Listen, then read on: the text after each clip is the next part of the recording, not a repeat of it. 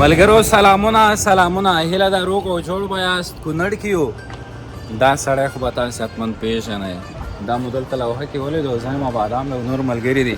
پوښتنه یې کوو احمدزی صاحب سلامونه وایه که دوستان. اول سلامونه ستړي مشرې موږ کونړ ته راغلو. په کونړ کې نو دغه لوحې ته په کتلو سره سلیم را پیدا کول غواړو چې ځای ته که نه ده دوکان ته به ورشو. دلته یې دوکان دی.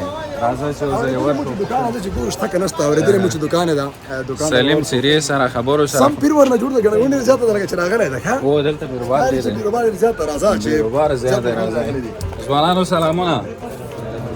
اختر مو مبارک شه تېر اختر. راځئ چې وګورو دوستانو. اوه د کینګ باندې خو ډېر بیروبار جوړ ده نن. ولا پیر صاحب ده که نه. سلیم السلام مسي جوړ ده ځه خیر. سلامونه سلیم جانه جوړ په خیر. دم خو دې نشو کړی. دم خو دې نشو کړی. دمونه څنګه خره در نه تاو دي. ونه پېژنده یاره دغه مینوال دی وایي تصویر وباسه او داسې تصویر خو دې ما ته یاد ده چې هغه ګراوند کې د ویسته مې د خلکو چې ټوپک راواخیستو جنګ دې ورسره کوو. هو نو سلیمه څنګه یې ښې په خیر یې. اختر دې څنګه تېر شو؟ اختر ښه په خیر دی. څه شي دې پکې وکړل؟ بس یاره چرچاړی دی او بس مسلم کړه. خوراکونه درته یادوم. خوراکونه څه شي دې ډېر وخوړل؟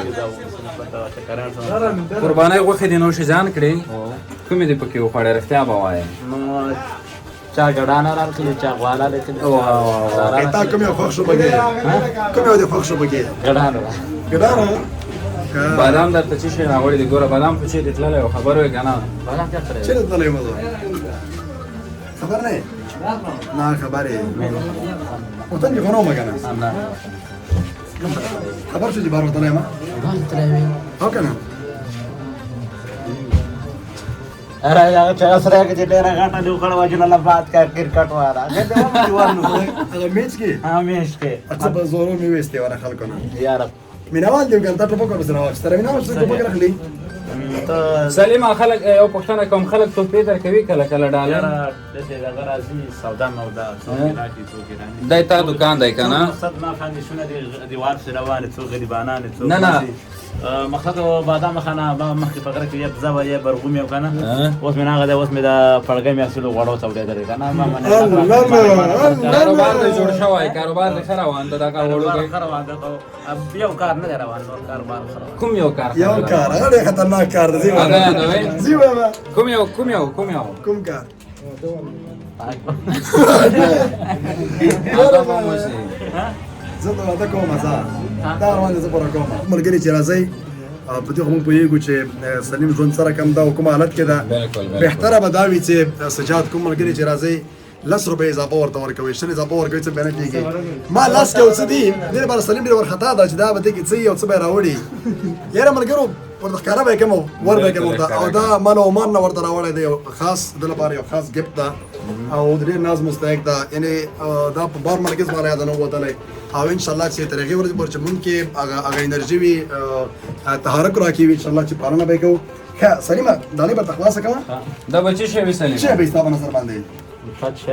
ته څه فکر کوې څه شی وي؟ پته یې کړي نو موږ خو مقصد د ثبوت ته څه شی خوښېږي تحفو کې ډالۍ کې د ډېر څه شی ځم چې خوښېږي؟ تکه زیړه ګنټۍ او داسې مقصد او نو زیړه ګنټۍ او مقصد او داسې دا رنګ کې لږ راکېشه نور نږدې شوی دا رنګ کې لږ راکېشه رنګ مې بدلې لږ تاسو څه راوړي ګنټه ده کوم رنګ به وي؟ نه نه مخکې راشه د زړو خلکو اوس زوړې نه رښتیا وایي ته خو واده دې نه ده کړی هلکې کنه خیر ځه خیر سپین ګیري چمونه خو کوه. ښه سجاد ته راځي بس ډېر ښه کار دی کړی.